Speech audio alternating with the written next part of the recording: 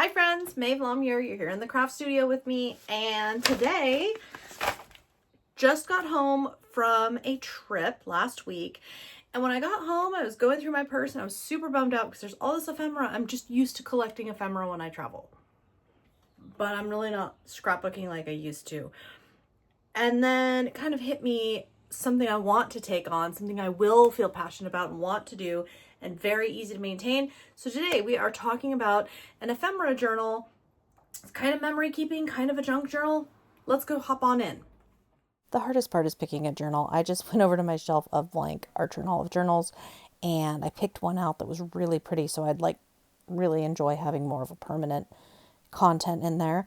And then this is me. I was going through my purse and finding stuff to toss out, and then I was like, well, wait a minute, this is all cool stuff. So what you're looking for if you're new to collecting ephemera for this type of a journal or a junk journal or whatever you want to call it, you're looking mostly for paper. You're looking for things that packaging, tickets, programs, stationery in a hotel. You're looking for things that can be glued into the book. Bag you just saw there from Disney, a sweet bag that I have not yet decided what I'm doing with, but park maps. I mean, there's all kinds of things, postcards, there's many things, and everything you see here that I'm about to put this book was free. Well, cost of admission at times, but none of it cost me anything. Now, one thing I am going to do is I'm going ahead and going through and starting to cut out some pages. I don't cut them fully. I leave a little bit. I just feel like the stability and the integrity of the journal is better when I leave a little tab. And once I've done that to some pages, I can just get started. So this was a postcard that was free in the room. This was a whole trip that started out because we had to move a timeshare trip, and then because of that we had spare nights because we ended up with nights that we could use at the Disneyland hotel, and we thought, yeah, when am I going to say no to that? That's a super fun adults only trip. So off we go. So I tore this in half because it didn't quite fit into this book. I went with a little smaller. I think it's about 5.5 by 8-ish, this particular journal. I went with a little smaller because I would rather crop things down or have things spread across 2 pages than have a book so big that I'm struggling to fill it. Okay, so that was the main reason for that.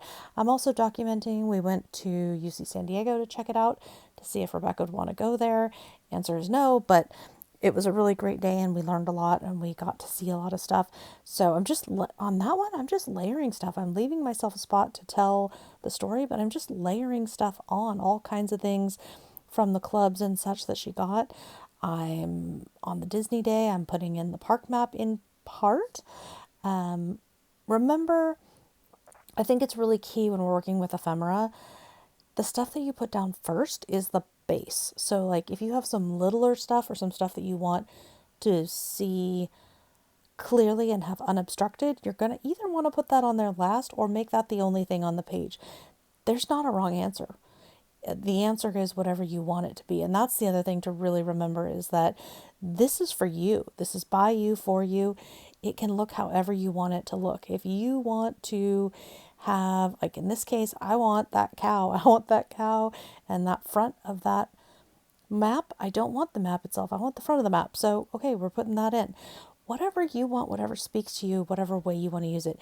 I'm only using scissors. Obviously, a paper trimmer would be nice. Not everybody has one. You need paper trimmer, you need adhesive, you need a pen to write with if you're going to write. And then, of course, you just need stuff to put in there, whatever that stuff may be. In this case, here I am finding some washi tape.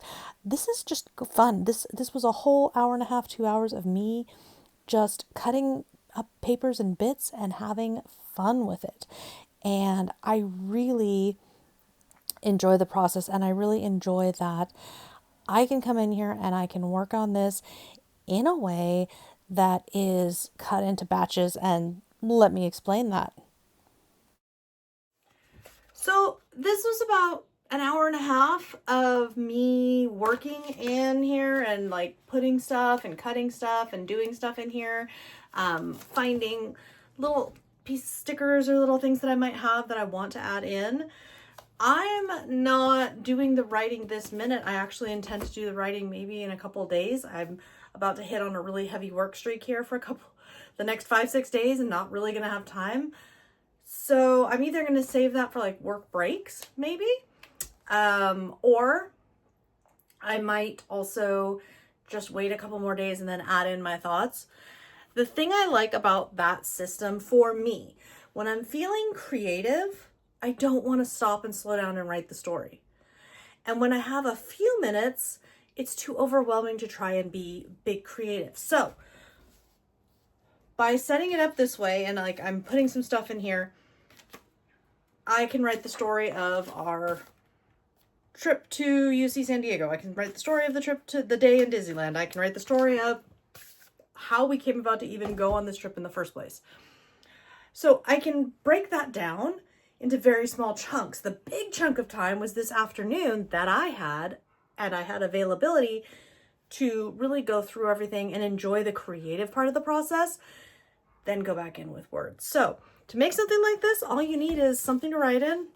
You need a pair of scissors, you need some adhesive of some kind. I'll put some links in the description, just in case that's helpful to you, some more details. And again, I am building a class on memory keeping, so keep an eye out for that. I'm really in the zone with that, and I think that's where this idea came from. What I'm really loving about this is it's extremely inexpensive because we're just using stuff that I have. It's really flexible on my schedule. It can have photos, but it doesn't have to have photos. And it's gonna be fun. It's just a fun thing to do.